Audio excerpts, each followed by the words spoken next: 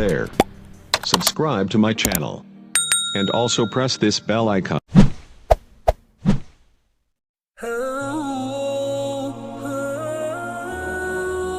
السلام علیکم ورحمۃ اللہ وبرکاتہ نحمدہ ونصلی علی رسولہ الکریم اما بعد فاعوذ باللہ السمیع العلیم من الشیطان الرجیم بسم اللہ الرحمن الرحیم۔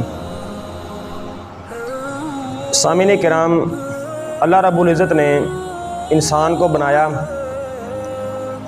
اور اس کے لیے ساری کائنات بنائی۔ دنیا کی ہر چیز، دنیا کی ہر نعمت انسان کے لیے اللہ نے بنائی، اور اللہ نے بدلے میں کیا چاہا؟ اللہ نے چاہا کہ تو نے میرے بندے میری عبادت کرنی ہے، میری باتوں کو ماننا ہے، جس چیز سے میں منع کر دوں اس سے تو رک جانا ہے۔ اب ہمیں تو پتہ چل گیا کہ اللہ نے ہمیں حکم دیا ہے کہ آپ نے یہ چیز کرنی ہے اور یہ نہیں کرنی، لیکن کہ جو ذات ہمیں حکم دے رہی ہے، جو ہمیں کہہ رہی ہے کہ آپ نے فلاں کام کرنا ہے، فلاں کام سے بچنا ہے، فلاں کام کو نہیں کرنا، تو کیا ہم اس ذات کے بارے میں جانتے ہیں کہ وہ ذات کون سی ہے؟ ہم کو تو صرف یہ معلوم ہے کہ وہ اللہ ہے، وہ ہمارا خدا ہے، لیکن ہمیں اللہ کی حقیقی معرفت نہیں ہے۔ یاد رکھیں کہ اگر ہمیں اللہ کی حقیقی معرفت ہوتی تو آج ہم گناہ نہ کرتے، تو آج ہم اللہ کی نافرمانی نہ کرتے، ہم اللہ کی حدود کو پار نہ کرتے۔ اگر ہمیں اللہ کی حقیقی معرفت ہوتی، اللہ کے بارے میں ہم اگر جانتے ہوتے نا، تو ہم کبھی بھی اللہ کی نافرمانی نہ کرتے، اس کی بات کو جھٹلاتے نہیں، تو اس کے انبیاء کو نہ جھٹلاتے۔ ہمارے گناہ کرنے کی ایک سب سے بڑی مین وجہ یہی ہے کہ ہم اللہ کے بارے میں نہیں جانتے۔ اب ایک شخص کو پتہ ہے، آپ ایک مثال لے لیں ایک بچے کی، جو اسکول میں پڑھتا ہے، جب اسکول میں جاتا ہے تو جب چھٹی ہوتی ہے تو استاد اس کو کام دیتا ہے گھر کے کام کرنے کا، تو نے یہ ہوم ورک ہے، تو نے گھر سے کر کے آنا ہے۔ تو بچے کو استاد کے بارے میں پتہ ہے کہ میں اگر یہ کام کر کے نہ گیا تو میرا استاد مجھے مارے گا، تو وہ اپنے استاد کی نافرمانی نہیں کرے گا، اسے پتہ ہے کیونکہ مجھے سزا ملے گی کہ یہ کام سے میرے استاد نے، یعنی میرا استاد اس کام سے ناراض ہوتا ہے، تو وہ بچہ وہ کام نہیں کرے گا۔ تو کیا ہم اللہ کی معرفت رکھتے ہیں؟ کیا ہم اللہ کے بارے میں جانتے ہیں؟ تو اللہ رب العزت کی ذات کون ہے، اس کے بارے میں میں صرف قرآن مجید کی ایک آیت رکھوں گا آپ کے سامنے، اور وہ آیت سورہ بقرہ کی 55 نمبر آیت ہے، اسے ہم آیت الکرسی بھی کہتے ہیں۔ کیا ہے اس میں کہ جو ہم پڑھتے بھی ہیں اکثر ہم لوگوں کو آتی ہے، اس میں کیا بیان ہوا ہے، اس میں کیا احکامات ہیں، اگر ہم نے یہ پڑھے ہوتے نا تو یقین کریں آج ہم اللہ کے علاوہ کسی سے نہ مانگتے، ہم اللہ کے علاوہ کسی کے آگے ہاتھ نہ پھراتے۔ تو آیت الکرسی کو چلے شروع کرتے ہیں۔ سب سے پہلے شروع کرتے ہیں کہ اللہ لا الہ الا ہو۔ اللہ رب العزت نے اس چھوٹے سے جملے میں کیا پیغام دیا کہ اللہ وہ ذات ہے کہ لا الہ، نہیں ہے کوئی معبود برحق، یعنی اللہ کے علاوہ کوئی ایسا رب ہے ہی نہیں جس کی عبادت کی جائے، جس سے مدد مانگی جائے، جس کے سامنے اپنی مشکل کو رکھا جائے، جس سے کوئی چیز مانگی جائے۔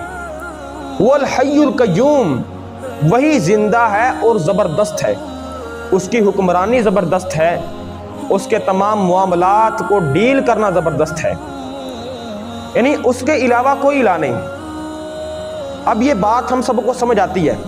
اگر میں بھی کسی بندے سے کہوں کہ بھائی اللہ کے علاوہ کوئی معبود نہیں ہے، اللہ کے علاوہ کسی سے مانگنا جائز نہیں ہے، تو آپ اس شخص کو یہ بات سمجھ آ رہی ہے کہ بھائی اللہ کے علاوہ ٹھیک ہے، کوئی اللہ کے علاوہ معبود نہیں ہے، اس کے علاوہ کسی سے مانگنا جائز بھی نہیں ہے، لیکن پھر بھی وہ شخص کسی سے مانگتا ہے، تو اس کا مطلب یہ ہے کہ اس نے اس آیت کے اس ٹکڑے کا اصل مطلب نہیں سمجھا۔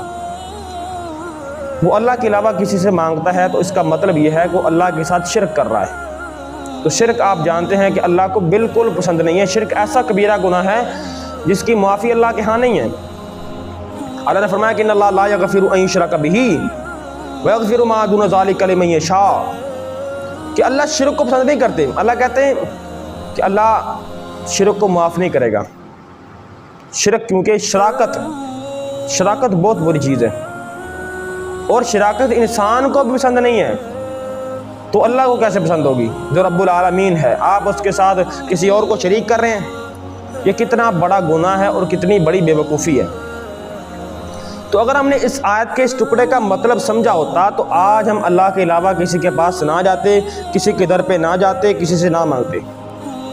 لا تاخذہ سینۃ، اللہ کو اونگ نہیں آتی، اللہ کو اونگ نہیں آتی. ولا نوم، اور نیند بھی نہیں آتی. لا تاخذہ سینۃ ولا نوم لہ ما فی السماوات وما فی الارض. سب سے بڑی بات کہ آسمان اور زمین میں جو کچھ ہے سب اسی کا ہے،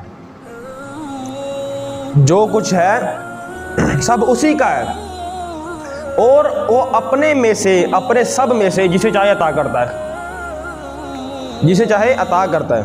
واللہ یرزق من یشاء بغیر حساب، کہ وہ اپنے مال میں سے، اپنے سب میں سے، یعنی جو آسمان زمین میں سب کچھ ہے اسی کا ہے، وہ اپنے میں سے جس کو چاہے جتنا مرضی رزق عطا کرے.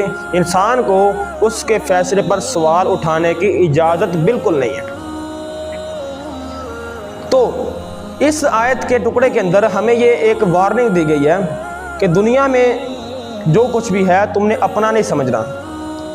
تم نے یہ نہیں سمجھنا کہ میرے پاس اتنی زمین ہے، اتنا رقبہ ہے، یہ گاڑی ہے، یہ بنگلہ ہے، یہ میرا ہے. سامعین کرام، یہ آپ کا نہیں ہے، یہ اس اللہ کے دیا ہوا ہے.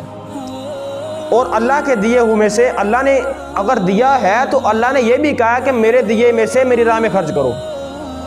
انفقوا مما رزقناکم، اللہ فرماتے ہیں کہ جو ہم نے تم کو دیا ہے تم اس میں سے ہماری راہ میں خرچ کرو.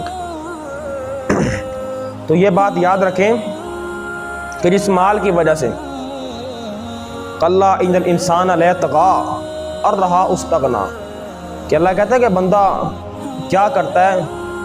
سرکشی کرتا ہے، بندہ تکبر کرتا ہے. کس وجہ سے؟ کہ جب وہ اپنے آپ کو غنی دیکھتا ہے، جب اس کے پاس مال و دولت آتی ہے تو وہ سیدھی راہ سے بھٹک جاتا ہے، کیونکہ وہ اپنے آپ کو پیسے والا سمجھتا ہے.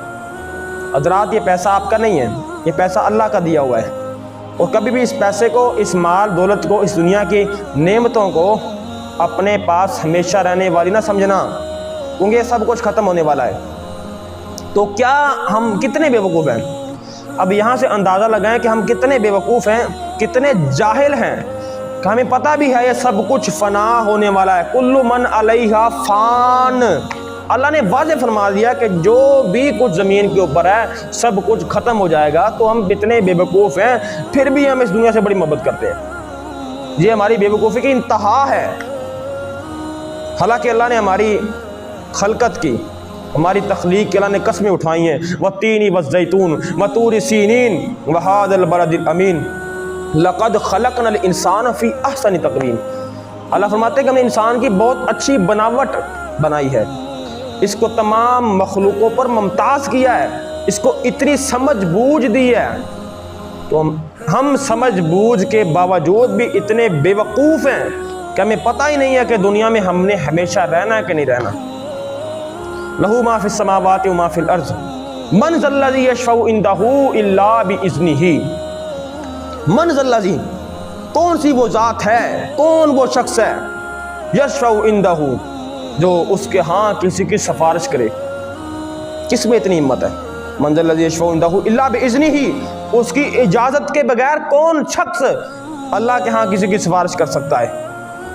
تو اللہ کی قسم، ہمیں قرآن مجید کی اس آیت کا یہ ٹکڑا معلوم ہوتا نا، اس ٹکڑے کا مطلب معلوم ہو جاتا تو ہم کسی غیر کو اپنا سفارشی نہ بناتے. ہم یہ نہ کہتے کہ فلاں پیر صاحب، فلاں پریاں، فلاں چیز ہماری سفارش کرے گی. اللہ کے ہاں بے وقوف ہیں ہم. اللہ نے صاف کہہ دیا کہ کس کی جرت ہے اللہ کے ہاں سفارش کرے کسی کی. حضرات، ان کو تو اپنے اعمال میں گرے ہوں گے یہ لوگ جن کو ہم اپنا سفارشی کہتے ہیں نا. ہم نہیں جانتے کہ وہ اپنا حساب دے سکتے کہ نہیں دے سکتے. ہمیں یہ معلوم ہی نہیں ہے کہ وہ اپنے آپ میں کتنے اچھے ہیں. ہمیں یہ معلوم ہی نہیں ہے کہ وہ جنت میں جائیں گے، جنت میں جائیں گے. کتنے بے وقوف ہیں. اللہ فرماتے ہیں قرآن میں کہ وَلَوْ تَرَىٰ إِذ الظَّالِمُونَ مَوْقُوفُونَ عِندَ رَبِّهِمْ यरजिउ बाज़ुहुम इला बाज़िल क़ौल यक़ूलु अल्लज़ीना इस्तुदइफ़ू लिल्लज़ीना इस्तकबरू लौला अंतुम लकुन्ना मुमिनीन। अल्लाह ने इस आयत के अंदर जो पीरों के मुरीद है ना, वो बात ये बिल्कुल गौर से सुनना, अल्लाह ने इसमें जो पीर मुरीद का काम ख़त्म कर दिया है। अल्लाह ने फरमाया कि जब जालिम, अब ये समझ लें कि जो शख्स अल्लाह के अलावा किसी को सिफारिशी समझता है, कि वो समझता है कि ये मेरा बंदा, ये जो पीर साहब हैं, ये अल्लाह के यहाँ मेरी सिफारिश करेंगे, तो अल्लाह ने उस बंदे को क्या कहा है? जालिम का है, जुल्म करने वाला है वो।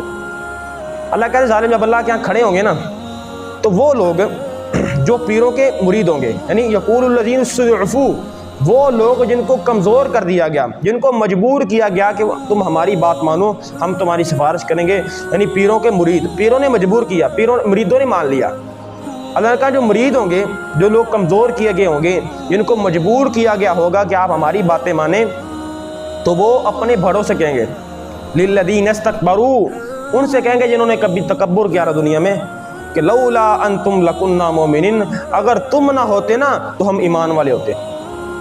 अब देखें इस आयत के अंदर अल्लाह रब्बुल इज़्ज़त ने वाज़े साफ़ कर दिया कि कोई पीर किसी के काम नहीं आएगा, सिर्फ इंसान के आमाल उसके काम आएंगे, जो उसने दुनिया में रह के नेक अमल किए होंगे वही उसके काम आएंगे। तो छोड़ दें हम किसी के पास जाना, छोड़ दें हम अल्लाह के सिवा किसी को सिफारिशी समझना, छोड़ दें हम यार।